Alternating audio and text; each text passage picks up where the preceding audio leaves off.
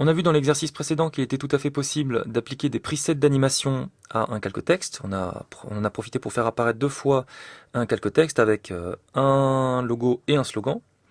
Là, dans notre cas, on va reproduire manuellement certaines de ces animations. Là, vous voyez trois exemples. Le premier, c'est un genre de holla. Le deuxième, c'est une apparition ici latérale avec animation des caractères. Et en bas, c'est une sorte d'animation aléatoire des caractères pour ensuite qu'ils viennent se repositionner à leur position finale. Dans un premier temps, avant d'attaquer quelques exemples qu'on peut voir ici d'animation, on va voir comment placer un calque texte sur une trajectoire, exactement comme on a pu le voir dans l'exercice avec la bannière avec l'avion. Donc moi, j'ai déjà créé, dans mon cas, une composition ici, animation texte, qui est totalement vide. Il ne me reste plus ici qu'à utiliser l'outil texte, cliquer ici et taper.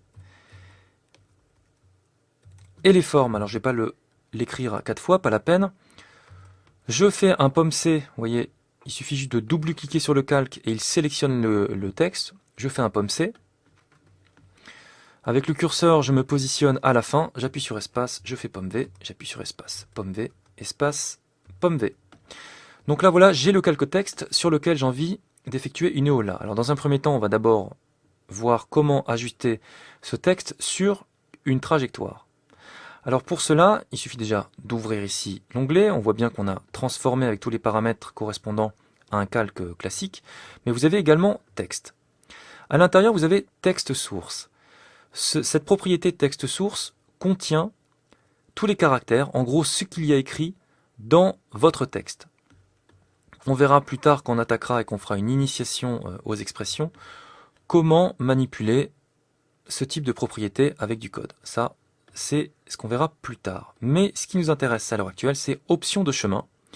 Vous avez chemin et vous avez ici un déroulant. Évidemment, à l'heure actuelle, il vous affiche aucun, il n'y a rien du tout parce qu'il n'y a aucun masque de créer sur votre calque texte. Donc je prends ma plume et je trace comme ceci, hop, un masque ouvert. Ça pourrait être un masque fermé évidemment.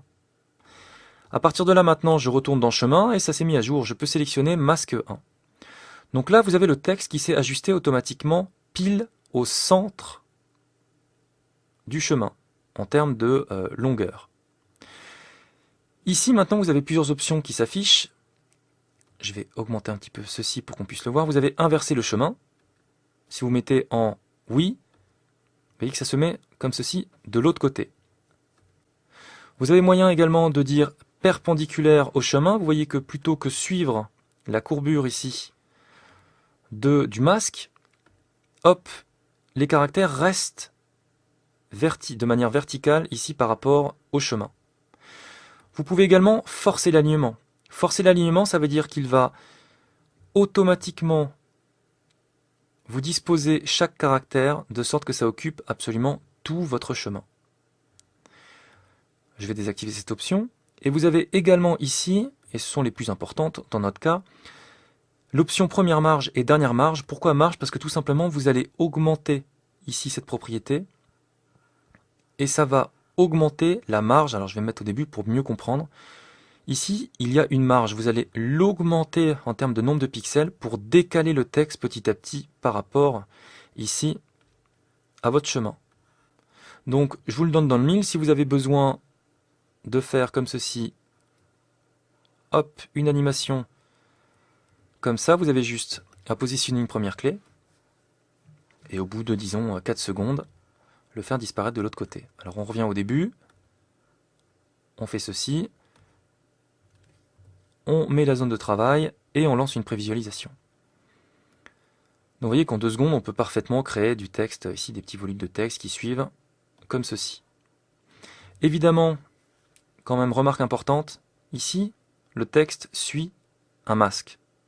À n'importe quel moment, vous pouvez aller sur les options de masque, tracer de masque, et en même temps, animer la forme du masque.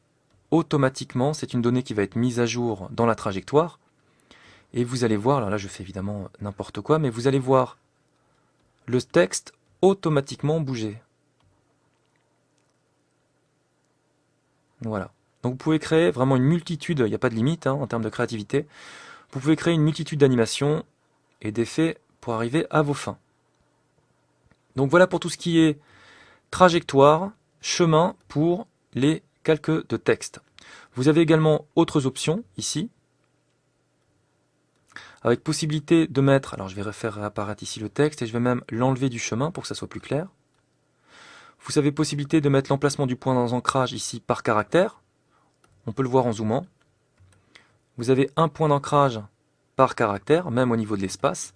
Et vous pouvez parfaitement aussi mettre par mot. Donc vous voyez qu'ici, il a détecté automatiquement les espaces. Et il a détecté qu'il y avait 4 mots. Vous pouvez mettre par ligne, etc. etc. L'alignement du point d'ancrage, vous pouvez parfaitement ici le déplacer. Ce fameux point d'ancrage par caractère, dans notre cas. Fond et contour, vous avez possibilité, si vous avez des contours par rapport à vos textes, d'ajuster le fond sur le contour sur le fond, etc. Et les fusions intercaractères, vous doutez que vous pouvez également vous amuser à mettre des modes comme ceci de fusion. Donc voilà pour essentiellement les histoires de chemin pour attribuer une trajectoire, un chemin à votre texte.